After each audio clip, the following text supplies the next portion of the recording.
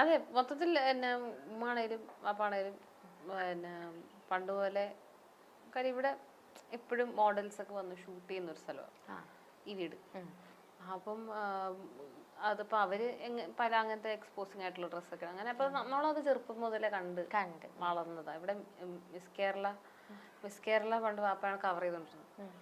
അപ്പം മിസ് കേരളയുടെ മോഡൽസ് ഒക്കെ ഇങ്ങോട്ട് വരികയും അതിന്റെ കണ്ടസ്റ്റൻസ് ഒക്കെ വന്ന് ഇവിടെ ഫോട്ടോഷൂട്ടൊക്കെ ഇവിടെ ആയിരുന്നു. അപ്പം ഞാൻ പണ്ട് റീമ കല്ലിങ്ങലൊക്കെ വന്നിട്ടുണ്ട് ഇവിടെ. പുള്ളിക്കാരിയുടെ എന്തോ മിസ് കേരള പുള്ളിക്കാരി റണ്ണേഴ്സപ്പ് ആയിരുന്നു. അപ്പൊ അതിന്റെ ഷൂട്ടിനൊക്കെ അപ്പൊ ഇവിടെ ഇങ്ങനെ ഒരു എക്സ്പോസിങ് ഫോട്ടോഷൂട്ടൊക്കെ ഭയങ്കര നോർമലാണ്. അപ്പൊ അതൊക്കെ കണ്ടാണ് ഇങ്ങനെ വളരുന്നത്. അപ്പം ഉമ്മ ആണെങ്കിലും അങ്ങനെ ഒന്നിലും ഭയങ്കര എന്താ പറയുക ഒരു അടിച്ചമർത്തലോ പിന്നെ അത് ചെയ്യണം എന്നുള്ള ഭയങ്കര ഫോഴ്സിങ് ഒന്നുമില്ല. ഇല്ല. ഓക്കെ. ഇപ്പോൾ അച്ഛൻ ഈ ഫീൽഡ് എന്താന്ന് ശരിക്കും അറിയുന്ന ഒരാളായിരിക്കുമല്ലോ. അപ്പൊ ചേച്ചി നിങ്ങൾ രണ്ടുപേരും ഈ ഫീൽഡിലോട്ടൊക്കെ ഇറങ്ങിയ സമയത്ത് എന്തായിരുന്നു പറഞ്ഞു തന്നിട്ടുണ്ടായിരുന്ന കാര്യങ്ങൾ? ശ്രദ്ധിക്കേണ്ട കുറച്ച് കാര്യങ്ങൾ പാരന്റ്സ് എന്നുള്ള നിലയിൽ അവർ പറഞ്ഞു തരുമല്ലോ. അത് വാപ്പ കുറെ കാര്യങ്ങളൊക്കെ പറഞ്ഞു തരും. പക്ഷെ ഞങ്ങളൊന്നും കമ്പാരിറ്റീവ്ലി വാപ്പ കുറച്ചുകൂടെ സ്ട്രിക്റ്റാ. അപ്പം നമ്മൾ കുറച്ചുകൂടെ കണക്റ്റഡ് ആയിട്ടുള്ളത് ഉമ്മായിട്ടായിരുന്നു. സ്വാഭാവികമായിട്ടും നമ്മൾ കുറച്ചുകൂടെ ലിബറൽ ആയിട്ടുള്ള ഒരു പേരന്റ് ആയിട്ടായിരിക്കുമല്ലോ കണക്ട് ആവുക, അവരായിട്ട് സംസാരിക്കുന്ന പോത്ത്. അപ്പൊ വാപ്പ ഒരു ദേഷ്യക്കാരനാണ്. ചെറിയ എന്ത് പറയുമ്പോഴും വാപ്പ ദേഷ്യത്തോടെ പറയുന്നു. ഇങ്ങനെ ഇപ്പൊ തീർന്നു ഇപ്പൊ നമ്മളോട് സ്നേഹത്തോടെയാണോ പറയുന്നത്? സ്നേഹത്തോടെ ആണെങ്കിൽ ചിരിക്കാനൊക്കെ ചെറിയൊരു പാടുള്ള മനുഷ്യനാണ്. നമ്മളിങ്ങനെ ഭയങ്കര ദേഷ്യവും ഇങ്ങനെ എപ്പോഴും ദേഷ്യത്തോടെ നമ്മളോട് കാര്യങ്ങൾ കമ്മ്യൂണിക്കേറ്റ് ചെയ്യുന്ന ആളാണ്. അതുകൊണ്ട് തന്നെ വാപ്പ പറയുന്ന കാര്യങ്ങളൊന്നും എനിക്ക് ഒരിക്കലും കണക്ട് ആയിട്ടില്ല. അപ്പൊ എന്തിനും പറഞ്ഞു തരുമ്പോഴും നമ്മൾ ഒരു പുച്ഛിക്കാനുള്ള ഒരു ടെൻഡൻസി എപ്പോഴും ഉണ്ടായിരുന്നു. വാപ്പയ്ക്ക് അത് ആ ഒരു കാര്യം വാപ്പ ഒട്ടും ഫ്രണ്ട്ലി ആയിട്ടല്ല അത് പറയുന്നേ. എന്റെ ടോൺ ഇങ്ങനെയാണ്. അതെനിക്ക് പക്ഷെ വാപ്പ ഇനി ഭയങ്കര ദേഷ്യപ്പെട്ടു. നിങ്ങളോടൊന്നും പറഞ്ഞിട്ട് കാര്യമില്ല ആ രീതിയിലാണ് സംസാരിക്കുന്നത്. അപ്പം പക്ഷെ ഉമ്മ പറയുമ്പോ ഭയങ്കര ഫ്രണ്ട്ലി ആയിട്ട് നമ്മളോടൊപ്പം ഒരാള് അങ്ങനെയാ പറയുന്നത്. പക്ഷെ ഞാൻ ഇപ്പം ഭയങ്കരമായിട്ട് റിയലൈസ് ചെയ്തു അപ്പൊ പണ്ട് പറഞ്ഞു തന്നിരുന്ന കാര്യങ്ങൾ ഭയങ്കര റെലവെന്റ് ആയിരുന്നു എന്ന്. പക്ഷെ അന്നൊന്നും എനിക്കത് അനുസരിക്കാനോ അത് ഫോളോ ചെയ്യാനോ പറ്റിയിട്ടില്ല. പക്ഷെ ഇപ്പം പാപ്പ പണ്ട് പറഞ്ഞിരുന്ന കാര്യങ്ങൾ ആലോചിക്കുമ്പോൾ ശരിയാ, അങ്ങനെയൊക്കെ ജീവിച്ചിരുന്നേ കൊള്ളായിരുന്നു. അങ്ങനെയൊക്കെ നമ്മള് അങ്ങനെ ഇപ്പൊ ഇൻഡസ്ട്രിയിലേക്ക് വരുന്ന സമയത്ത് അങ്ങനെയൊക്കെ പെരുമാറിയിരുന്നെങ്കിൽ, അങ്ങനെയൊക്കെ ഓരോ കാര്യങ്ങൾ ഫോളോ ചെയ്ത് നന്നായിരുന്നു ഞാനിപ്പോ മനസ്സിലാക്കുന്നു. പക്ഷെ അന്നത് വാപ്പയുടെ മോഡ എല്ലാം കൂടെ എടുത്ത് പറയുമ്പോ അത് നമ്മൾ ചെയ്യത്തില്ല, നമ്മൾ ഒരിക്കലും ചെയ്യത്തില്ല എന്നുള്ളൊരു മൈൻഡില്. അത് എനിക്ക് വാപ്പയോട് എനിക്ക് എപ്പോഴും പറയുന്നത്. വാപ്പ കുറച്ച് ഫ്രണ്ട്ലി ആയിട്ട് പെരുമാറിയിരുന്നെങ്കിൽ ചിലപ്പോ പറഞ്ഞിട്ടുണ്ട്. അങ്ങനെ ഇല്ല, അങ്ങനെ പറഞ്ഞിട്ടില്ല. ഞാനിപ്പോ വീഡിയോയിലാണ് പറയുന്നത്. കുറച്ചുകൂടെ ഒന്ന് ഫ്രണ്ട്ലി ആയിട്ട് പെരുമാറിയിരുന്നെങ്കിൽ ഞാൻ എപ്പോഴും ആഗ്രഹിക്കുന്നു. ഇപ്പൊ അച്ഛന്മാരൊക്കെ ഒരു പറയുന്ന കാര്യങ്ങളൊക്കെ ശരിയാ, പക്ഷെ ഇവര് ഭയങ്കര ഹാഷായിട്ട് നമ്മളോട് പറഞ്ഞെത്തുള്ളൂ. ഇവർക്ക് എന്തോ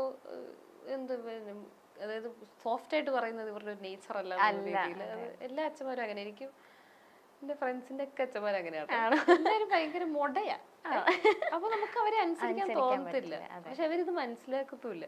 അപ്പൊ എനിക്ക് അപ്പൊ പണ്ട് കുറച്ചുകൂടെ ഫ്രണ്ട്ലി ആയിട്ട് പറഞ്ഞിരുന്നെങ്കിൽ ഞാൻ ചിലപ്പോ അനുസരിച്ചതെന്ന് എനിക്ക് ചിലപ്പോ ഇത് പറഞ്ഞാലും അപ്പൊ അമ്മയിച്ചരത്തില്ല. ഫ്രണ്ട്ലി ആയിട്ട് എന്തെങ്കിലും പറഞ്ഞിട്ടുണ്ടോ? ഇല്ല, ഫ്രണ്ട്ലി ആയിട്ട് പറഞ്ഞ സംഭവങ്ങളൊക്കെ കുറവാ. അപ്പൊ രണ്ടുപേരും എന്ത് തൊട്ടിത്തരം കാണിച്ചാലും ഉമ്മാടത്തായിരിക്കുമല്ലോ പോയി പറയണത്. ഉമ്മടുത്ത് പറയാനുള്ള സ്പേസ് ഉണ്ട്. അപ്പ അടുത്ത് പറഞ്ഞു കഴിഞ്ഞാൽ അപ്പ വഴക്ക് പറയും എന്നുള്ളൊരു പേടി കൊണ്ട് പറയത്തില്ല. കൂടുതൽ ഫ്രണ്ട്ലി ഉമ്മടുത്തായിരുന്നു. ഓക്കെ. ഇപ്പൊ നമ്മള് നേരത്തെ പേരിന്റെ കാര്യം പറഞ്ഞോണ്ട് ചോദിക്കുക, ചേച്ചിക്ക് ബോയ് ഫ്രണ്ട് ഉണ്ടെന്ന് ചേച്ചി എല്ലാ ഇന്റർവ്യൂലും പറയുന്നുണ്ട്. അപ്പൊ എന്നാണ് കല്യാണ പ്ലാൻ ഒക്കെ ഉണ്ടോ? അതോ നമ്മുടെ ലക്ഷ്മി ചേച്ചി ഇങ്ങനെ നിക്കുന്നുണ്ട് അത് കഴിയാതെ നമുക്ക് പറ്റില്ല എന്നുള്ള ഇതാണോ? അല്ല, കല്യാണമൊക്കെ പതുക്കെയുള്ളൂ. അത് സെറ്റ് ആവട്ടെ. ഞാൻ കെട്ടിട്ട് നീ കെട്ടിയാ മതി. അങ്ങനെയൊന്നുമില്ല കേട്ടോ. യൂത്തായി പോക്കോയാ കെട്ടുമെന്ന് തോന്നുന്നു, എനിക്ക് തോന്നില്ല. അതിനുമ്പ് എനിക്ക് കെട്ടണമെന്നുണ്ട്. പക്ഷെ ഞങ്ങൾക്ക് അങ്ങനെയൊന്നുമില്ല. ആദ്യമില്ല, ആരാദ്യം പറ്റുന്നോ അവര് കിട്ടും. എനിക്ക് ഉടനെ തന്നെ കെട്ടണമെന്നൊക്കെയാണ്. പക്ഷെ സമയാവട്ടെ. പുള്ളി എന്റെ പാട്ടെന്ന് താല്പര്യം ഉടനെ കെട്ടാൻ താല്പര്യമില്ല. ഓക്കെ, ആ സമയാവട്ടെ. ഭയങ്കര സപ്പോർട്ടാണ് എല്ലാ കാര്യത്തിലൊക്കെ. ലൈക്ക് ചേച്ചി ആഗ്രഹിക്കും, നമുക്കൊരു പാർട്ട്ണർ തന്നെ നമുക്ക് എല്ലാവർക്കും ഒരു ആഗ്രഹം ഉണ്ടാവല്ലോ, ആ രീതിയിലുള്ള ഒരാളില്ലാത്ത പാർട്ട്ണറെ ഞാൻ പ്രേമിക്കാൻ തന്നെ പോകത്തില്ലല്ലോ. അപ്പൊ അത് തന്നെ പ്രസക്തിയില്ല. അതാണ് നമ്മള് പ്രേമെന്ന് വെച്ചാൽ ഒരാളെ സഹിക്കലല്ലോ. അപ്പം സപ്പോർട്ട് ചെയ്തില്ലേ അവിടെ നിന്നു, ബന്ധം നിന്നു. അതെ, തീർന്നു. സപ്പോർട്ട് ചെയ്യാറുണ്ടോ എന്ന് ചോദിക്കേണ്ട ആവശ്യമില്ല. ഈ മാസ് കമ്മ്യൂണിക്കേഷൻ എന്ന് പറഞ്ഞ സബ്ജക്ട് എടുത്ത് ചേച്ചിക്ക് മീഡിയ ഫീൽഡിലേക്ക് വരാൻ വേണ്ടി തന്നെ അങ്ങനെ ഓർത്തിട്ടാണോ എടുത്തത്, അതോ ആ ഒരു ഞാൻ പണ്ട് എനിക്ക് ക്യാമറ ഹാൻഡിൽ ചെയ്യാൻ താല്പര്യം ഉണ്ടായിരുന്നു. അപ്പൊ അങ്ങനെയാ ഇതുപോലെ മാസ് കമ്മ്യൂണിക്കേഷൻ ഒക്കെ എടുക്കുന്നത്. പിന്നെ എന്നോട് താല്പര്യമൊക്കെ പോയി. അപ്പൊ അങ്ങനെ എടുത്താ സിനിമ ആയിട്ട് തോന്നുന്നില്ല.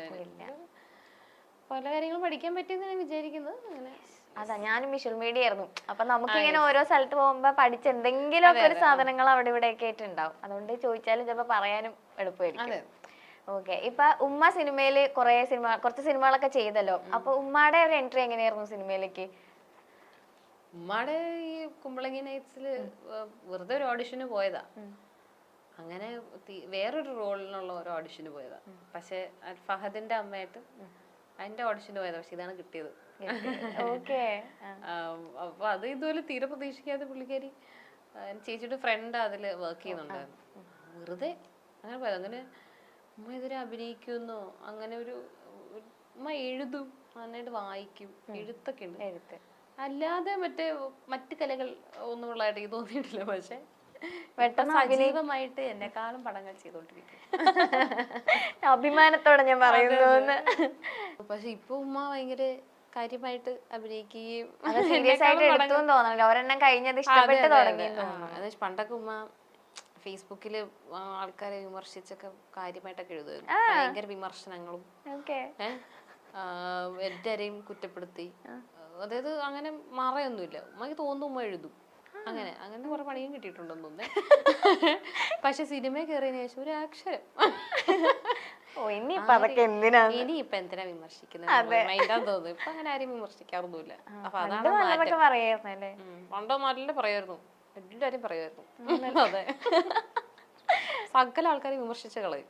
ഇപ്പൊ ആരെയും വിമർശിക്കുന്നില്ല. ഇപ്പൊ എല്ലാരും നല്ല ആൾക്കാരെന്ന് പറഞ്ഞിരിക്കുക. ചേച്ചി തന്നെ ചേച്ചിയുടെ ഒരു ഇന്റർവ്യൂസിൽ പറഞ്ഞിട്ടുണ്ട്, ലൈക്ക് എപ്പോഴും ഒരു അപ്സ് ആൻഡ് ഡൗൺസ് ഇങ്ങനെ വന്നുകൊണ്ടിരിക്കുന്ന ഒരു ജേർണിയിലൂടെ ചേച്ചി പോയിക്കൊണ്ടിരിക്കുന്നത്. പക്ഷെ നമ്മളെപ്പോഴും ലൈക്ക് പൊതുവേ പറയുന്നത് അങ്ങനെ ഒരു അപ്സ് ഉണ്ട്, അതൊന്ന് മെയിൻറ്റെയിൻ ചെയ്ത് പോകാൻ നമ്മൾ ട്രൈ ചെയ്യണ്ടേന്നൊക്കെ നമ്മൾ ചിന്തിക്കും. ചേച്ചി ആ ഒരു എഫേർട്ട് ഇടുന്നുണ്ടോ ശരിക്കും? അയ്യോ, മെയിൻറ്റെയിൻ എങ്ങനെ പോകണമെന്നൊക്കെ എനിക്ക് ആഗ്രഹമുണ്ട്. പക്ഷെ നടക്കാറില്ല പലപ്പോഴും. ചിലപ്പോൾ എൻ്റെ മാനസികമായിട്ട് ഞാൻ ചിലപ്പം അത്ര ഓക്കെ ആയിരിക്കില്ല, ചിലപ്പോൾ ഞാൻ ഭയങ്കര ഹാപ്പി ആയിരിക്കും. അങ്ങനെയാണ് എപ്പോഴും പോകുന്നത്. ഞാൻ ഭയങ്കര ഓണായിട്ട് നിൽക്കുന്ന സമയത്ത്, അല്ലെങ്കിൽ എൻ്റെ മാനസികാവസ്ഥ ഭയങ്കര ഓക്കെ ആയിട്ട് നിൽക്കുന്ന സമയത്ത് എപ്പോഴും എൻ്റെ കരിയോഗ്രാഫ് മുകളിലോട്ട് പോയിട്ടുള്ളൂ. അപ്പൊ ഇതുപോലെ എന്തെങ്കിലും വിഷമോ അങ്ങനെ എന്തെങ്കിലും അലട്ടുന്നുണ്ടെങ്കിൽ നമ്മളൊന്ന് ഡൗൺ ആവും. പിന്നെ എപ്പോഴും ഇടയ്ക്ക് എനിക്ക് എപ്പോഴും ഭയങ്കര പ്രൊഡക്റ്റായിട്ട് നിൽക്കാൻ പറ്റാറില്ല. കോൺസ്റ്റന്റ്ലി എനിക്ക് പ്രൊഡക്റ്റ് ആവാൻ പറ്റത്തില്ല. അപ്പോൾ ലേസി പേഴ്സൺ. ട്രൈ ചെയ്യുമല്ലേ അതല്ല, ലൈക്ക് ആ ഒരു കോൺസ്റ്റന്റ് ആയിട്ട് പോവാനായിട്ട് ചേച്ചി ട്രൈ ഒക്കെ ചെയ്യുന്നുണ്ട്. പക്ഷെ എനിക്ക് ഇടയ്ക്ക് ഒരു മടി ഇങ്ങനെ ബാധിക്കും. മടി ബാധിക്കുമ്പോ ഇങ്ങനെ എനിക്ക് രാവിലെ എഴുന്നേക്കുക, സോഫയിൽ വെറുതെ ഇരിക്കുക, വെറുതെ ഫോണിൽ കുത്താം. പക്ഷെ ചിലപ്പോ ഈ പറഞ്ഞ പോലെ പ്രൊഡക്റ്റീവ് ആവും. എനിക്ക് എപ്പോഴും പ്രൊഡക്റ്റീവ് ആവാൻ ഇതുവരെയും പറ്റിയിട്ടില്ല. അത് എനിക്ക് സ്കൂളും പോലെ അതെ. അപ്പൊ ഒരു ക്ലാസ്സിൽ നിന്നിട്ട് പഠിച്ച അടുത്ത ക്ലാസ്സിൽ നിന്നിട്ട് പഠിക്കത്തില്ല. അങ്ങനെ കഴിഞ്ഞ ക്ലാസ്സിൽ നന്നായിട്ട് പഠിച്ചില്ലേ, കഴിഞ്ഞ 5th സ്റ്റാൻഡേർഡിൽ നന്നായിട്ട് പഠിച്ചു, 6th കുറച്ച് കുഴപ്പം. അങ്ങനെയൊക്കെ ചിന്തിക്കുന്നത്. പണ്ടുപോലെ അതെ, എനിക്ക് കോൺസ്റ്റന്റ്ലി പ്രൊഡക്ടിവിറ്റി പറ്റത്തില്ല. ഐ ലൈക്ക് വെറുതെ ഇരിക്കാൻ അത്രേ ഇഷ്ടമായിരിക്കും. ഇങ്ങനെ വെറുതെ ഒരു പണി എടുക്കാതെ, അതിപ്പോ ഫോണില്ലെങ്കിലും വെറുതെ പുറത്തോട്ട് ഇങ്ങനെ അന്തം വിട്ട് നോക്കിയിരിക്കാൻ ഇഷ്ടമായിരിക്കും. അപ്പം ചിലപ്പോ അതുകൊണ്ട് ചിലപ്പം ഒരു ഡൗൺ വരും, ഈ മടി ബാധിക്കും. പിന്നെ കൊറേ ഇങ്ങനെ മടി പിടിച്ചിരിക്കുമ്പോ ഇല്ല മോശമാണ്, ഞാൻ എന്തെങ്കിലും ചെയ്യണം, ചെയ്താലേ ഫുഡ് കഴിക്കാൻ പറ്റുള്ളൂ എന്നൊക്കെ ആലോചിക്കും. ഓക്കെ, അല്ല ഇപ്പൊ അതുകൊണ്ട് പോസ്റ്റ് അടിക്കാനും വലിയ പ്രശ്നമൊന്നും ഉണ്ടാവില്ലല്ലോ, നമുക്ക് പോസ്റ്റ് എനിക്കൊരു പ്രശ്നമേ അല്ല. പക്ഷെ ലക്ഷ്മി ചേച്ചിയുടെ കാര്യമൊക്കെ ആലോചിച്ച് നോക്ക്. പാവം നമ്മുടെ ഇതില് 4 മാസമൊക്കെ ഫുൾ വീട്ടിൽ നിന്ന് മാറി സിനിമ ഞാൻ ഇനി പോവാ, ഞാൻ ഇനി കുറച്ച് ദിവസത്തേക്ക് എങ്ങോട്ടെങ്കിലും പോവാന്ന് പറഞ്ഞിട്ടൊക്കെ സെറ്റ് ചെയ്ത് പോയത്. അപ്പൊ അതൊക്കെ വെച്ച് നോക്കുമ്പോ കുറച്ചൊരു അതെ, പിന്നണിയിൽ പ്രവർത്തിക്കുന്ന ആൾക്കാർക്ക് ഇങ്ങനെ കോൺസ്റ്റന്റ് പണിയാണല്ലോ, അതാണ് അവരുടെ പ്രശ്നം. പക്ഷെ പോസ്റ്റ് അടിക്കുന്നത് അത്ര എളുപ്പമുള്ള കാര്യമൊന്നുമല്ല. ശരിയാട്ടോ. കാര്യം വീട്ടിൽ പോസ്റ്റ് അടിച്ചിരിക്കുന്ന പോലെയല്ല, നമ്മൾ സെറ്റിൽ പോസ്റ്റ് അടിച്ചിരിക്കും. സെറ്റിൽ മേക്കപ്പ്, ഹെയർ, കോസ്റ്റ്യൂം ഒക്കെ ചെയ്ത് ഇങ്ങനെ തന്നെ ഇരിക്കണം പോസ്റ്റ് അടിച്ച്. കാര്യം അല്ലെങ്കിൽ അത് കോസ്റ്റ്യൂമിന് പ്രശ്നം പറ്റും. കാര്യം നമ്മൾ എപ്പോഴും പ്രിപ്പയർഡ് ആയിട്ടിരിക്കും. ഇപ്പൊ നമ്മളെ വിളിക്കും. ആൻഡ് എല്ലാ ആക്ടേഴ്സിനും ക്യാരവാനോ ഒരു സുഖമായിട്ട് ഇരിക്കാനുള്ള ഒരു സ്ഥലമോ ഒന്നുമില്ല. അവിടെ നമ്മൾ പോസ്റ്റ് അടിച്ചിരിക്കുക എന്ന് പറയുന്നത് ഭയങ്കര ചൂടുണ്ടാവും. അതെ. അങ്ങനെ ഫുൾ നല്ലൊരു സെറ്റ് ഒരു സ്ഥലമല്ല എന്നുണ്ടെങ്കിൽ അവിടെയൊക്കെ നമ്മൾ അഡ്ജസ്റ്റ് ഒക്കെ ചെയ്തിരിക്കേണ്ടത്. അവിടെ പോസ്റ്റ് അടിച്ചിരിക്കുക എന്ന് പറയുന്നത് അയ്യോ ഭയങ്കര ബുദ്ധിമുട്ടാ. അപ്പം അത് എനിക്കത് പിന്നണിയിൽ കോൺസ്റ്റന്റ് ആയിട്ട് നിന്ന് പ്രവർത്തിക്കുന്നവരെ പോലെ തന്നെ പാടാണ് പോസ്റ്റ് അടിച്ചിരിക്കുന്നത്. ഇപ്പൊ എന്റെ നിങ്ങൾക്ക് ആക്ടേഴ്സിന് സുഖമല്ലേ, നിങ്ങൾക്ക് വെറുതെ ഇരുന്ന ക്യാരവൻ ഒന്നും എല്ലാവർക്കും ഇല്ല. വളരെ കുറച്ച് ആ മെയിൻ 2-3 ആക്ടേഴ്സിന് കാണും ക്യാരവൻ, അല്ലാതെ ആർക്കാ ക്യാരവൻ. അപ്പൊ നിങ്ങൾക്ക് ആക്ടേഴ്സിന് സുഖമല്ലേ, നിങ്ങൾക്ക് ഇങ്ങനെ വെറുതെ ഷോർട്ടിന് വെയിറ്റ് ചെയ്തിരുന്നാ പോരെ, നിങ്ങൾക്ക് എന്ത് പ്രിവിലേജാന്നൊക്കെ ചോദിക്കും. അങ്ങനെയൊന്നുമില്ല. നമ്മള് അത് ഭയങ്കര നമ്മൾ എങ്ങനെ മെന്റലി ആണ് അത് ഇങ്ങനെ എഫക്ട് ചെയ്യുന്നത്. ഇങ്ങനെ കുറെ നേരം ഇങ്ങനെ ബോറടിച്ചിരിക്കുമ്പോഴല്ലോ അത് ഭയങ്കര ബുദ്ധിമുട്ടാ. പക്ഷെ പോസ്റ്റ് അടിച്ച് ക്യാരവാൻ ഇരിക്കാൻ നല്ല രസമാണ്. എനിക്ക് ക്യാരവാനുള്ള സിനിമകൾ ഉണ്ടായിട്ടുണ്ട്. അപ്പൊ നമ്മൾ അയ്യോ ആരും വിളിക്കല്ലേ, അയ്യോ എന്നെ ഷോർട്ടിന് വിളിക്കല്ലേ, അല്ലെ ഇനിയിപ്പൊ അന്ന് ഷൂട്ടിന് വിളിച്ചില്ലെങ്കിലും സാരമില്ല ക്യാരവാനിൽ ഇരിക്കാലോ എന്നാ. ക്യാരവാൻ ഉണ്ടെങ്കിൽ സൂപ്പറാ. ഏറ്റവും കൂടുതൽ ഇപ്പൊ ടേക്ക് പോയൊരു ഓർമ്മയൊക്കെ ഉണ്ട്? ഇപ്പൊ ഇത്രയും ടെൻഷൻ ചേച്ചി പറഞ്ഞുകൊണ്ട് ഞാൻ ചോദിക്കാം. സുലേഖ മനസ്സിലെ ഞാൻ പറയല്ലേ ഒട്ടും ടെൻഷൻ ഇല്ലാതെ അഭിനയിച്ചോണ്ട് തന്നെ ഞാൻ എന്നെ സംബന്ധിച്ചിടത്തോളം ഞാൻ നന്നായിട്ട് അഭിനയിച്ചു എന്നാണ് വിചാരിക്കുന്നത്. അധികം ഞാൻ കാരണം അധികം ടേക്കുകൾ പോയിട്ടില്ല. ഇല്ല ഇല്ല ഇല്ല അങ്ങനെ എനിക്കത് മന്ദാരം എന്ന് പറഞ്ഞ സിനിമയിലെ ഇടയ്ക്ക് അഭിനയിച്ചിട്ടുണ്ടായിരുന്നു. ആ സിനിമയിലാണ് ഞാൻ ഏറ്റവും കൂടുതൽ ടേക്ക് പോയിട്ടുള്ളത്. ഭയങ്കര പാടായിരുന്നു, കുറേ ടേക്ക്. പിന്നെ അത് പിന്നെ ഞാൻ മാത്രമല്ല എല്ലാരും കുറെ ടേക്ക് പോകുന്നത്. അത് എന്റെ ഡയറക്ടർ അങ്ങനെയായിരുന്നു. ആൾക്ക് കുറച്ചുകൂടെ ഇങ്ങനെ ഇനി ടേക്ക് പെർഫെക്ഷൻ സാധനം ഉണ്ടായിരുന്നു. അതല്ലാതെ ഏറ്റവും കൂടുതൽ ടേക്ക് ഉയരെ എന്ന സിനിമയില് പാർവതി ഇങ്ങനെ ആസിഡ് അറ്റാക്ക് കഴിഞ്ഞ് വേണ്ടിയിരിക്കുമ്പോ ഞാൻ പോയിട്ട് സമാധാനിപ്പിക്കുന്ന ഒരു സീനുണ്ട്. അതൊരു വലിയ ഡയലോഗാ. അത് ഞാൻ തെറ്റിച്ച് അന്ന് എന്നിട്ട് അത് ആ ഷൂട്ട് അവിടെ നിർത്തിയത് വീണ്ടും വേറൊരു ദിവസം ഇതിനു വേണ്ടി വെച്ചപ്പോഴാണ് ഞാൻ ശരിയാക്കിയത്. അപ്പൊ പോയിരുന്നു ഫുള്ള് പഠിച്ചു നന്നായിട്ട് കുത്തിയത് പഠിച്ചു. ശരി, അത് കുറച്ച് വലിയ ഡയലോഗാ. അത് എനിക്ക് പെട്ടെന്ന് ഒരു ദിവസം തന്നപ്പോ എനിക്കത് തീരെ പറ്റിയില്ല. പക്ഷെ സുലേഖ മനസ്സിൽ പക്ഷെ ഭയങ്കര ഓക്കെ ആയിരുന്നു. ഞാൻ എല്ലാം ഭയങ്കര അടിപൊളിയായിട്ട് ചെയ്തു. സെലിബ്രിറ്റി ക്രഷ് ആസിഫിക്ക് ആ സിനിമ കഴിഞ്ഞതിന് ശേഷമാണോ? മുന്നേ ഉണ്ട്.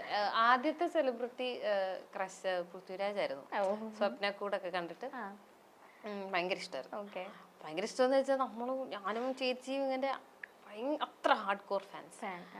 അങ്ങനെ കുറച്ച് കഴിഞ്ഞപ്പോഴാണ് ഇതുപോലെ ആസ്ഫിക്ക വരുന്നത്. സോൾട്ട് ആൻഡ് പെപ്പർ ഒക്കെ കഴിഞ്ഞതിന് ശേഷം പിന്നെ